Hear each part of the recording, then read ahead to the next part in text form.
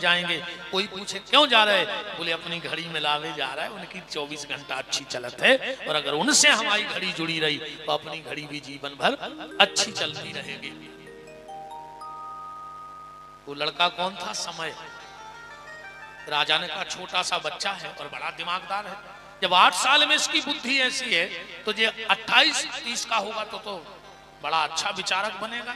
तो बोले बेटा तुम हमारे राज्य में चलो, हम राजा हैं, हम तुम्हें मंत्री बना लेंगे अपना, बड़े हो जाओगे तो। उसने कहा बिल्कुल चलेंगे, पर हमारी 4 शर्तें हैं, अगर वो मान लोगे तो हम तुम्हारे साथ हैं। राजा ने कहा बताओ। राजा ने सोचा इतना सा बच्चा हमसे क्या शर्त रखेगा।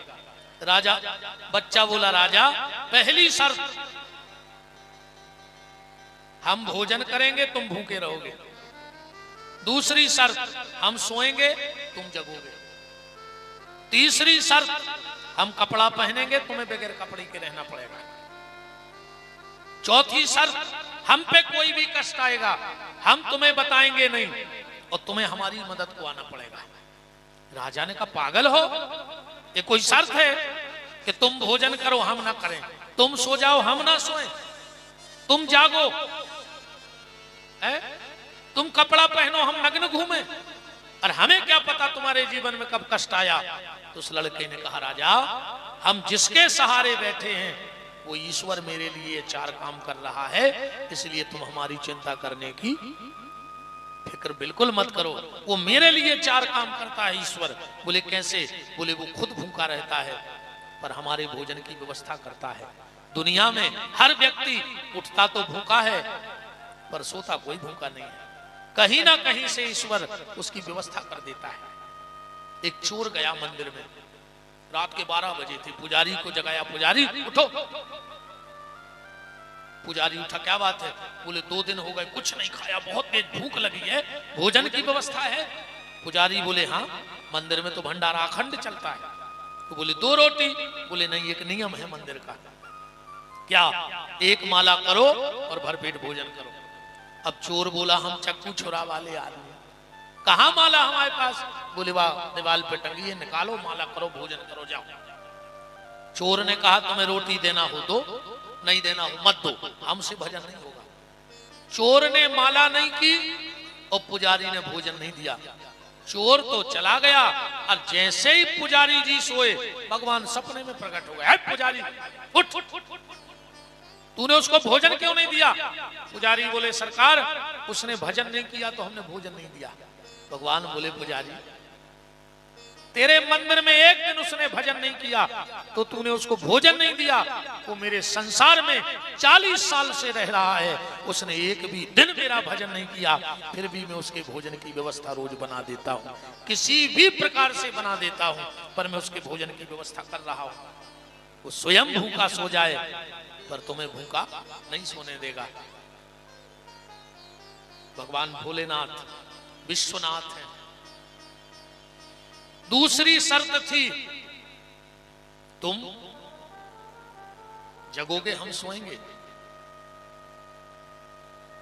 उस भक्त ने कहा भोले राजा डाल पर एक पक्षी निर्विघ्नता से रात्रि में सो जाता है, उसे कौन बचाता है? वो तो सो गया। मतलब ईश्वर जाग रहा है, निरंतर ईश्वर जाग करके रक्षा कर रहा है। तीसरी बात, शर्त क्या थी कि हम कपड़ा पहनेंगे तुम नग्न रहोगे। भगवान हम सबके कपड़ों की व्यवस्था कर रहे कि नहीं कर रहे? वो स्वयं नग्न है, भोलेनाथ दिगंबर है। एक बात और आज की कथा में सुन लो, अक्सर करके ये मंत्र लगभग सब बोलते हैं जितने भी लोग हैं। मंदार माला कुलताल कायै कपाल मालाम चित शेखरायो दिव्यंबराय च दिगंबरायो नमः शिवाय च नमः शिवाय। ये तो हो गया शुद्ध, पर लगभग 99% नहीं 100% लोग, उसमें 1-8% विद्वानों को छोड़ दो जो गुरुकुलों में पढ़े हैं, बाकी हर व्यक्ति इस मंत्र को गलत बोलता है। शुद्ध उच्चारण है दिव्यंबराय च दिगंबरायो, और आदमी जल्दी जल्दी में बोलत है दिगंबराय च दिगंबरायो। दोनों बार दिगंबर दिगंबर कहता है। ये मंत्र है माता पार्वती और भगवान भोलेनाथ को घर में बुलाने का आवाहन। अब पहले माता से कहते, हे माता, तुम्हारे दिव्य आभूषणों से आप सुसज्जित हो, वो हमारे घर में आ जाओ। और दिगंबर भगवान भोलेनाथ वो हमारे घर में आए। अब तुम चिल्ला रहे हो दिगंबर आ, यही चो दिगंबर आयो। बोले माता भी नग्न होके आवे और भोले भी नग्न होके आवे। माता नग्न होके रणचंडी बन के आती है, मृत्यु की देवी। जब तुम रोज अपने घर में उसे बुलाओगे तो कभी ना कभी तो वो आई जाएगी कि नहीं आ जाएगी। इसलिए मंत्र बोलने के पहले जो मंत्र न आवे उसको जरूरी नहीं कि तुम नहीं बोलोगे तो लोग क्या सोचेंगे। जो शुद्ध है वो बोलो, नहीं आता है नुकसान नहीं है, पर गलत बोलोगे तो उसका नुकसान है। भगवान दिगंबर हैं। और चौथी बात, हम पे कष्ट आवे और हम बताएंगे नहीं, तुम्हें आना पड़ेगा। ये क्या है? ये धर्म है। ये धर्म है। विषम और कठिन परिस्थितियों में सिर्फ तुम्हारा धर्म तुम्हें बचाता है, न परिवार बचा सकता है। पहुंच पकड़ काम आती है, आपके द्वारा किया हुआ धर्म ही आपके काम आता है। उसका बिल्कुल सीधा उदाहरण देख लो आप तो।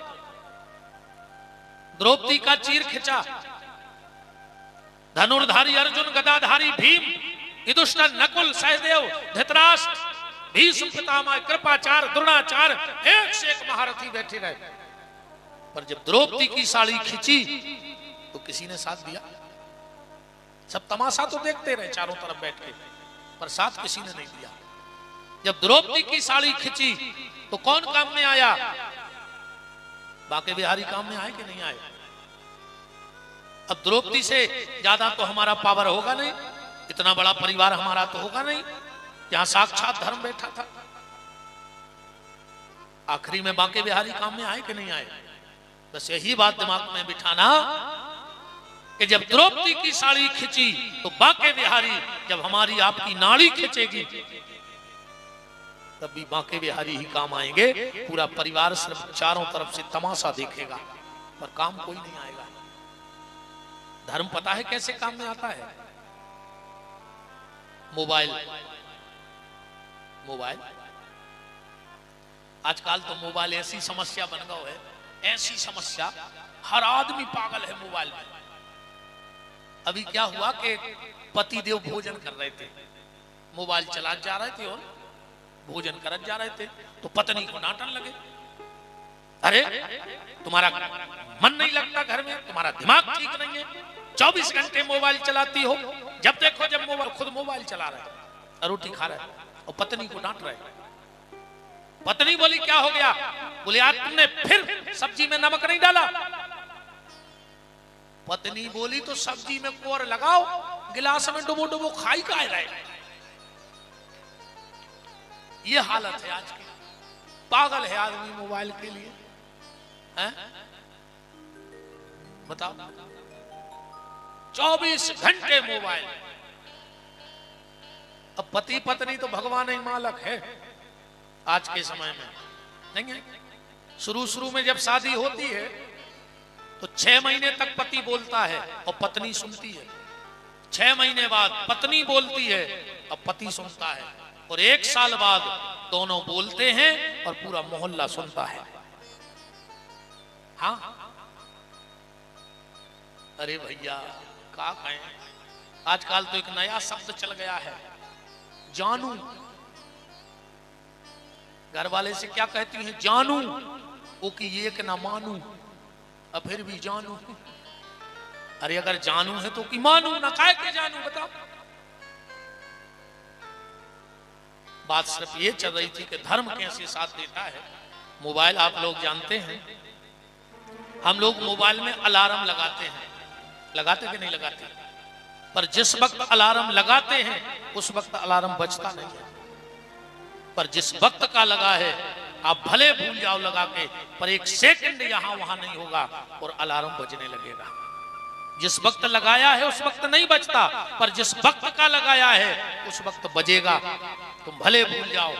तो ये कथा, धर्म, कर्म, दान, पुण्य, तीर्थ, बड़ों की सेवा, माँ बाप की आज्ञा, ये क्या है? ये तुम मन का अलार्म लगा रहे हो। तुरंत तो नहीं दिखेगा। तुमने आज 1 घंटे कथा सुनी, इसका फल तुम्हें तुरंत नहीं मिलेगा, पर आज अलार्म मन का सेट हो गया है, एक ना एक दिन बजेगा जरूर। कई बार हम लोग कहते, अरे भैया आज तो हमारा बेटा दूसरी छत से नीचे गिरा, ना जाने हमने क्या सत्कर्म किए थे कि आज वो बच गया। मतलब कभी तो किए थे, तब तो बच गया ना, वहां से गिरता तो मर नहीं जाता। कई बार हम लोग कहते, आज तो भैया 2 मिनट और बैठी रहो माता जी हरो, जाने तो सवाई को है, बैठ जाओ, जाने तो सवाई को, हमें भी जाने तुम्हारे भी जाने, पर कोनो समय के पेल चलो जाए तो अच्छो नहीं लगा। ठीक 5 मिनट और बैठी रहो, जाने तो सवाई को है, इतने रुकने को नहीं है। फिर वह चर्चा सी होत के आराम समय ने हथौर भी चले गए, तो अपन को ऐसी चर्चा नहीं हो पाए अपनी। 5 मिनट और हम इस बात को भरपूरा कर दें। कई बार हम लोग कहते, आप तो भैया बिल्कुल ट्रक के सामने आ गए, बाल बराबर बच गए, न चटनी बट जाती, का पता नहीं कौन धर्म आड़े आ गए। मतलब कभी ना कभी किया होगा तब तो आया, और ना किया होता तो कहां से आ जाता। तो अगर भगवान से जुड़े रहोगे तो फिर ईमानदारी जा है। अगर हम भजन से दूर जा रहे तो फिर आदमी की औकात बस इतनी है। ये बात से आज की कथा को विराम। ध्यान से सुनना कि आदमी की औकात क्या है आज की। एक माचिस की तिल्ली, एक माचिस की तिल्ली, एक लोटा घी, एक माचिस की तिल्ली, एक लोटा घी, लकड़ियों के ढेर पे कुछ देर में राख, बस इतनी है आदमी की औकात। बोलो इससे ज्यादा औकात है नहीं। एक माचिस की तिल्ली, एक लोटा घी, लकड़ियों के ढेर में कुछ देर में राख, बस इतनी सी है आदमी की औकात। कुछ लोग जबरदस्त रोएंगे, कुछ लोग जबरदस्त रोएंगे, कुछ जबरदस्ती रोएंगे। उनको दुख मुख नहीं होएगा तुम मर गए, पर नाटक तो कर लेंगे। ईमानदारी बता, जब हम कहीं कमी में जाते हैं दूर लकड़ी में, तो गाड़ी में फिल्मी गाना बजा जाता, बीच में नाश्ता कर ले और उते जाके ऐसो मुंह बना जैसे सबसे ज्यादा तकलीफ अपन को हुई। बोलो इतनो खतरनाक दुख व्याप्त कर हो कि जैसे इनके बिना हम रह ही नहीं पा रहे हो, क्योंकि आज दिखावा ज्यादा है।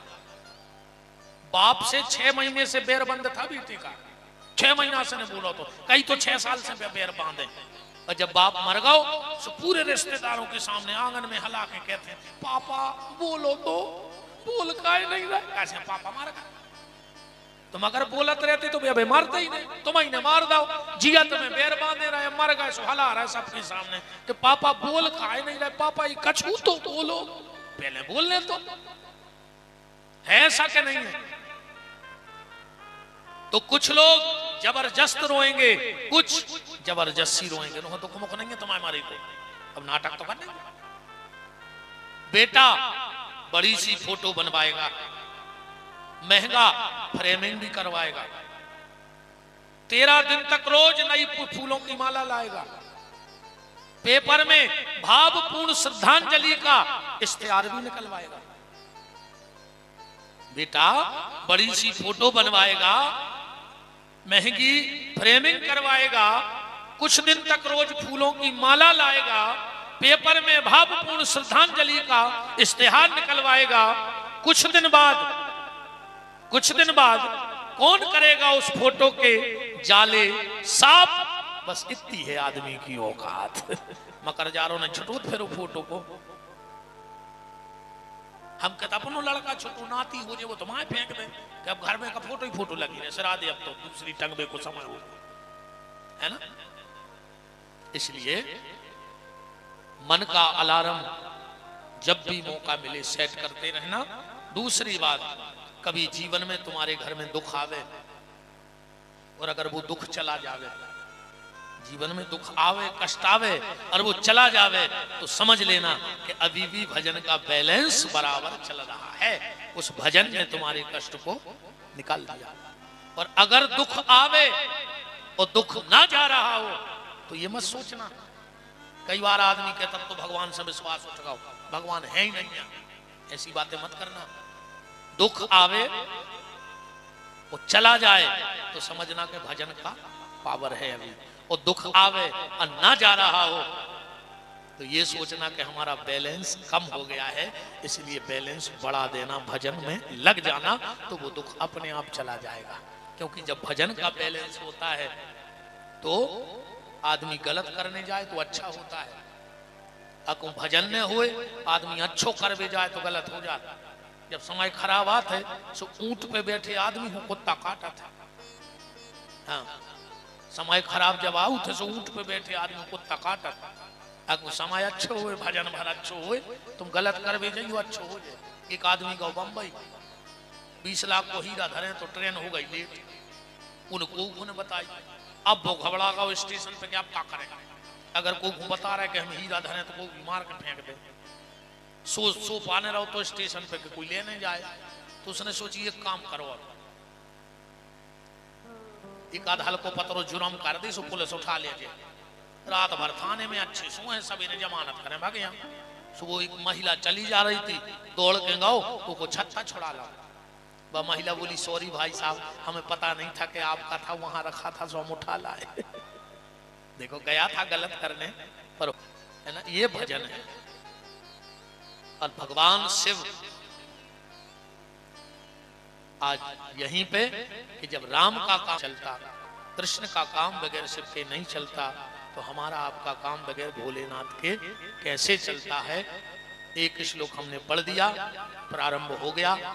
कल से आप बड़ी गूढ़ रहस्यों की चर्चाएं जो आपने कल्पना नहीं की होगी कि ऐसा भी हो सकता है, ये कथा ऐसी घट सकती है क्या, क्योंकि ये भीतर की कथा है। तो कल प्रातः सुबह से पूज्य श्री सुरेंद्र शास्त्री जी और वैदिक आचार्यों के द्वारा अनुष्ठान रुद्री निर्माण अभिषेक का कार्य होगा 2:30 से। काहू को भरोसो सिंह वाहिनी भवानी को, आस तो लगी है प्रभु करना ना निराश हमें। हमको तो भरोसो हनुमान अष्ट ध्यानी को, शिव समान दाता नहीं विपत विडारन हार। लज्जा मोरी राखियो बरधा के असवार। उन्हीं प्रभु मोहि न विसारियो चाहे लाख लोग मिल जाएं। हमसे तुमको बहुत हैं तुमसे हमको ना। काहू के धन धाम काहू के परिवार, साथी के प्रभु सांवरे जीवन प्राण आधार। सीतानाथ समारंभा रामानंदाचार्य मध्यमा। अस्मदाचार्य पर्यंतम वंदे श्री गुरु परंपरा। हरे कृष्ण कृष्ण कृष्ण हरे हरे, हरे राम राम राम हरे हरे। हरे कृष्ण कृष्ण कृष्ण हरे हरे, हरे राम राम राम हरे हरे। हरे कृष्ण कृष्ण कृष्ण हरे हरे, हरे राम राम राम हरे हरे। हरे कृष्ण कृष्ण कृष्ण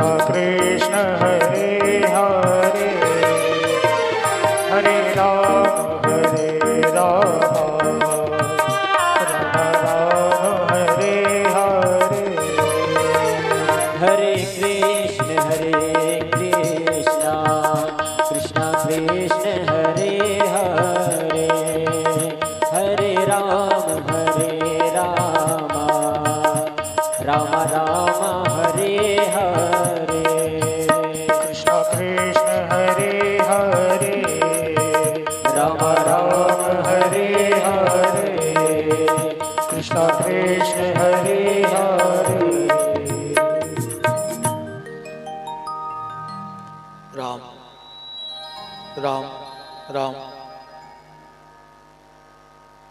परत्पर परम मंगलमय जगत नियंता जगदाधार अकारण करुणा करने वाले भक्त वांछा भक्त कल्पतरु तड़ित दुती विनंद पीतांबर धारी आप्त काम पूर्ण काम सर्व काम पृथ्वी के कण कण में परम व्याप्त मेरे परमाराध्य प्रभु श्री सीताराम।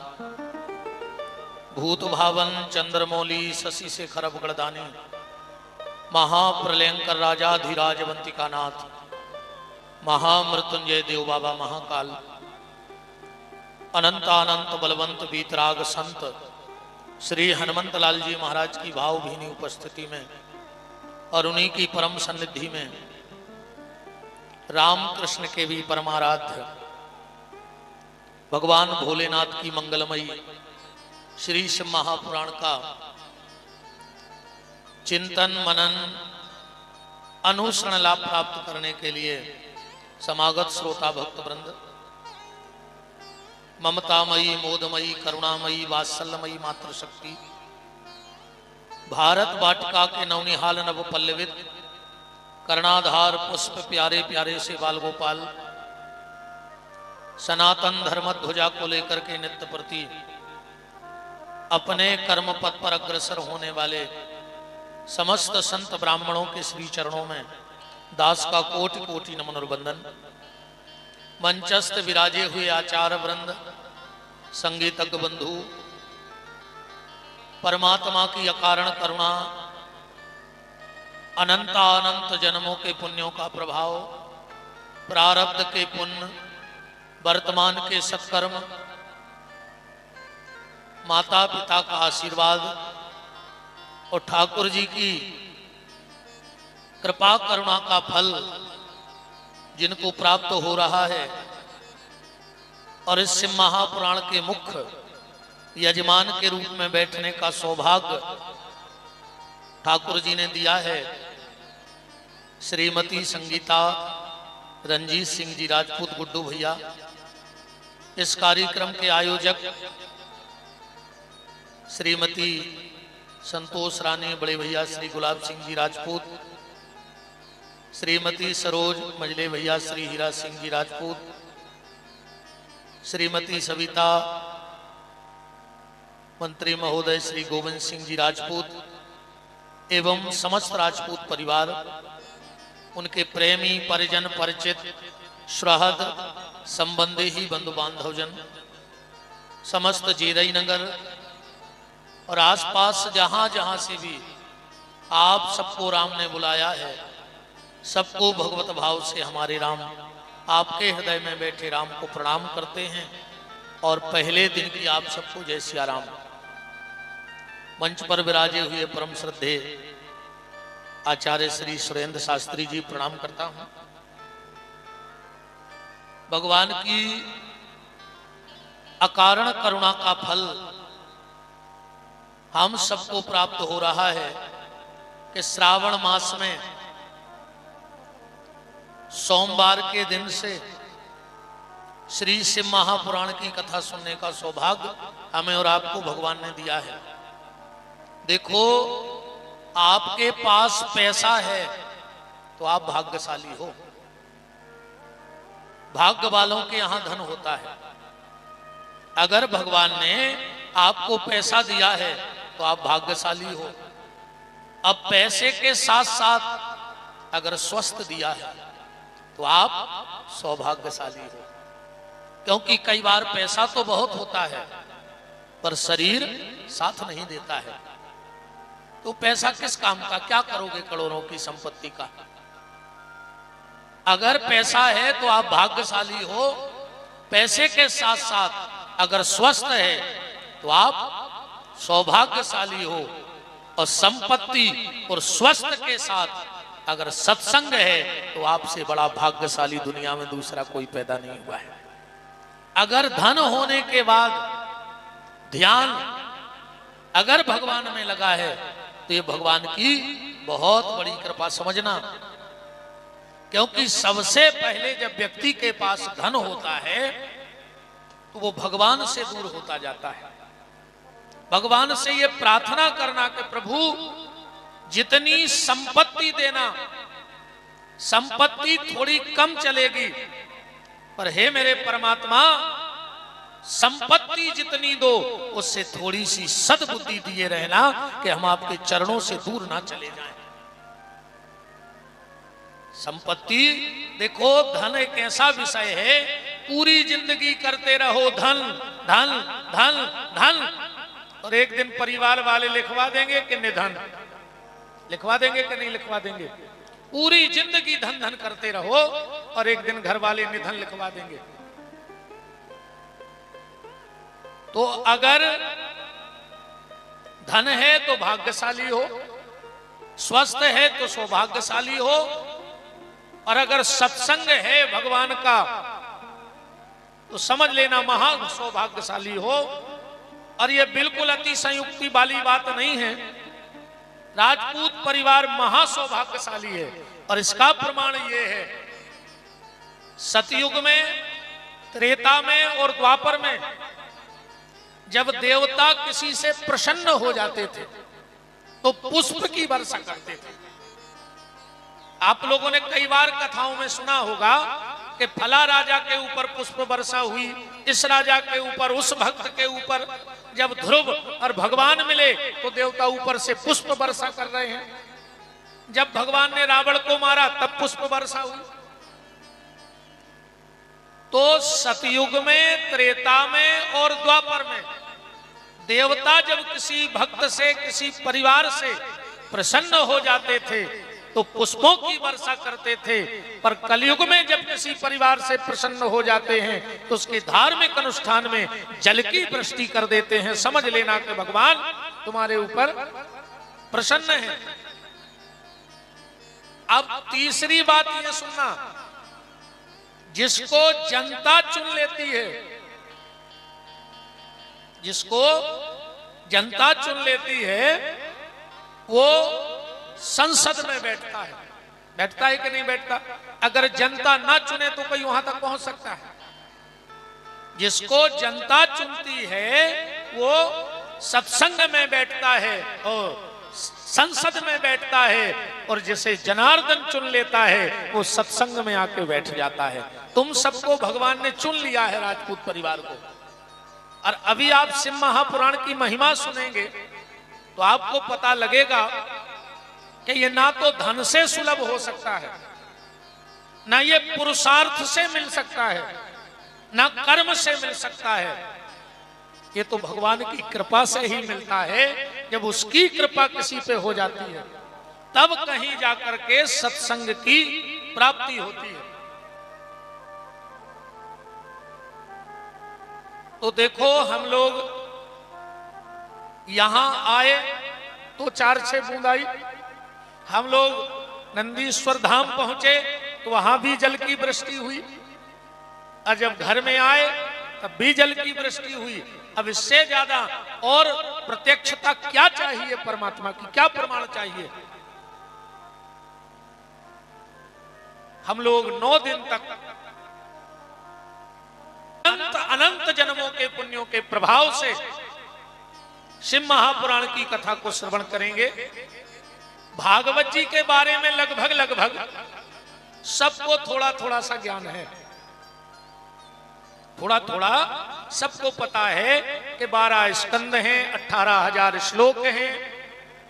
परीक्षित को सुनाई गई थी, सुखदेव जी ने कही थी, गंगा के घाट पे सुनाई गई थी। शिव महापुराण, देखो एक बात और आपको बताएं, हमारे यहां 4 वेद, कहां जा रहे शास्त्री जी?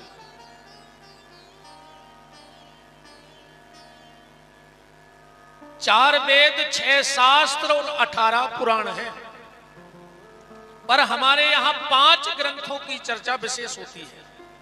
भागवत, रामकथा, गीता, महाभारत और शिव महापुराण, इनकी विशेष चर्चा हमारे यहां होती है। और हमारा तो ये मानना है कि संसार में ऐसे लाखों लोग होंगे जिनके यहां घर नहीं होगा रहने के लिए। लाखों लोग मिल जाएंगे जो उनके खुद के कोई रहने का ठिकाना नहीं, पर पूरी दुनिया में, पूरे संसार में ऐसा एक व्यक्ति नहीं मिलेगा जिसके यहां 5 ग्रंथों में से एक ग्रंथ ना हो। अब फैसला आप लोग करना कि आप किस ग्रंथ के पुजारी बैठे हो। ये फैसला हम आप पे छोड़ देंगे। आप अपने अंतर मन से पूछना कि इस वर्तमान में हम रामायण को पूज रहे हैं, भागवत को, महाभारत को, गीता को या शिव महापुराण को। जिनके घर में भाई भाई के भीतर ऐसा भाव आ जाए, बड़ा भाई कहता है ये पूरा मकान मेरा है, छोटा कहता है मेरा है, यहां मेरा शब्द लग जाए, बड़ा भाई कहे ये मेरा, छोटा भाई कहे ये मेरा, समझ लेना उसके घर में आज भी महाभारत की कथा चल रही है। क्योंकि दुष्टर कहता था कि हस्तिनापुर हमें चाहिए और दुर्योधन कहता था हस्तिनापुर हमें चाहिए। और जिसके घर में ऐसा भाव आ जाए, बड़ा भाई और छोटे भाई को पता लगा कि पिताजी संपत्ति का बंटवारा करने वाले हैं, तो बड़ा भाई पहुंच गया पिताजी के पास। बोले पिताजी हमने सुना है कि आप बंटवारा कर रहे हो। पिताजी ने कहा बेटे हम सोच रहे हैं हमारे सामने ही सब हो जाए, काय को बाद में लड़ाई झगड़ा हो। तो बड़े बेटे ने कहा ठीक है पिताजी एक काम करना, छोटे को थोड़ा ज्यादा दे देना। बोले क्यों? अरे बोले आप पिताजी हो, हम बड़े भाई हैं, तो वो हमारा भी तो बेटा ही हुआ, तो कुछ हिस्सा हमारा भी उसे जाना चाहिए कि नहीं। पिताजी ने कहा ठीक है। छोटा बेटा पहुंच गया, बोले पापा हमने सुना है आप बंटवारा कर रहे। बोले हाँ। तो बोले बड़े भैया को थोड़ा ज्यादा देना। बोले क्यों? बोले वो तुम्हारी प्रथम संतान है, वो प्रथम संतान का संपत्ति पे अधिकार 10 गुना ज्यादा होता है। तो जिसके घर में ऐसा भाव आ जाए, बड़ा भाई कहे छोटे को दे दो, छोटा भाई कहे बड़े को दे दो, समझ लेना आज भी इस कलयुग में वो रामायण का पुजारी है। क्योंकि भरत जी कहते थे अयोध्या राम को मिले और राम कहते थे अयोध्या भरत का पुजारी है। और जिसका ऐसा भाव बन जाए कि ना कुछ मेरा है ना कुछ तेरा है, ये सब कुछ ठाकुर जी का है, समझ लेना उसके घर में आज भी भागवत की कथा चल रही है। गीता कर्म सिखाती है, ध्यान से सुनना, कर्म प्रधान ग्रंथ है गीता। हमारा कर्म कैसा हो ये हमें गीता से अच्छा और कोई नहीं बता सकता। हमें दुनिया में कैसे रहना है ये हमें महाभारत सिखाती है। दुनिया में रहने का अगर ज्ञान लेना है तो महाभारत को सीखो। हमारी जिंदगी सुंदर कैसे होगी ये तुम्हें रामायण सिखाएगी। रामायण के पुजारी बन जाओ, तुम्हारा जीवन सुंदर हो जाएगा। तुम्हें अगर अपनी मौत बनानी है और ईमानदारी से बताएं, तैयारी तो मौत की करो। लोग जन्मदिन मनाते हैं और इतना झूठ बोलते हैं, जन्मदिन में इतना झूठ बोलते हैं कि सांपों को भी अंधा कर देते हैं। क्या बोलते जन्मदिन के दिन? तुम जियो हजारों साल। जिया है कोई आज तक 1000 साल का योग? ये कोरा झूठ नहीं है कि तुम जियो हजारों साल। और दूसरा तो इतना भयंकर झूठ बोलते हैं कि साल के दिन हो कई हजार। जैसे तुम्हारे घर में कैलेंडर छप रहा हो, 365 से 366 दिन तो आज तक बने नहीं, तो वो कौन सा कैलेंडर बना रहे हो जिसमें 1000 साल के दिन हो कई हजार? ये संभव है? ये सरासर झूठ है। मन बहलाने को कुछ भी करते रहो। देखो एक बात बताएं, आदमी का जन्म हुआ, कोई गारंटी नहीं कि वो पैसा कमा पाएगा कि नहीं कमा पाएगा। है गारंटी कि आदमी बन गए तो खूब पैसा कमाओगे? आदमी का जन्म हुआ, कोई गारंटी नहीं कि वो पढ़ लिख पाएगा कि नहीं पढ़ लिख पाएगा। इसकी कोई गारंटी नहीं ले सकता दुनिया में। आदमी का जन्म हुआ, ये कोई गारंटी नहीं ले सकता कि वो नाम कमा पाएगा कि नहीं कमा पाएगा। आदमी का जन्म हुआ, ये कोई गारंटी नहीं कि उसकी शादी होगी कि नहीं होगी। है किसी की गारंटी कि हो ही जाएगी?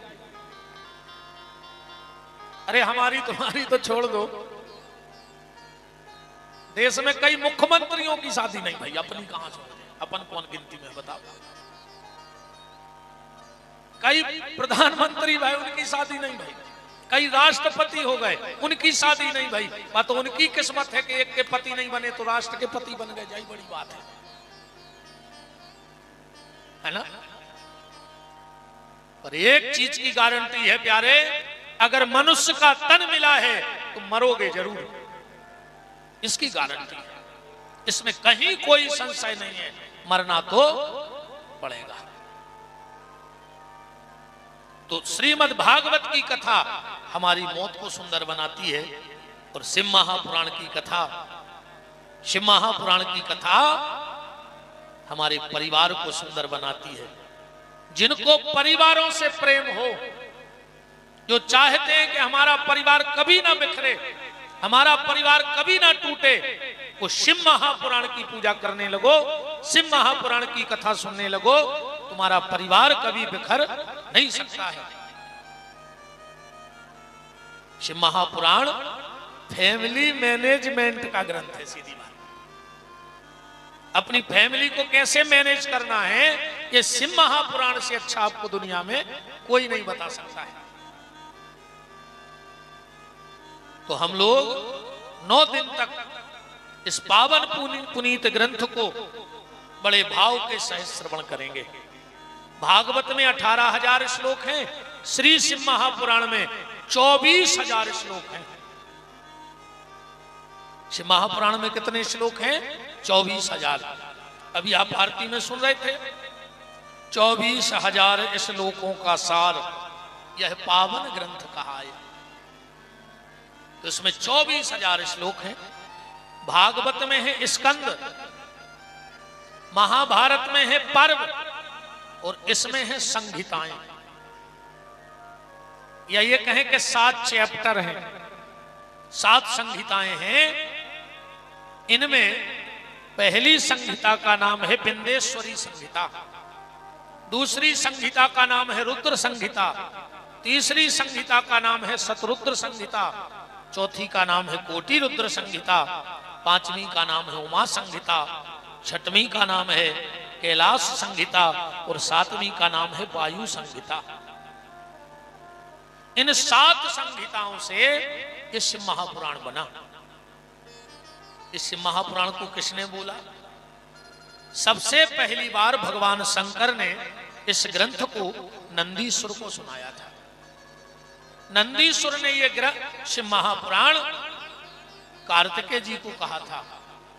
कार्तिकेय जी ने यह शिव महापुराण सौनक ऋषियों को, सनकादिक ऋषियों को कहा।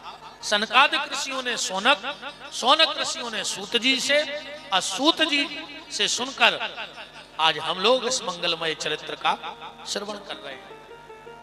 अब भगवान शिव के बारे में एक बात समझ लेना कि राम का भी काम बिना भगवान शिव के नहीं बनता है।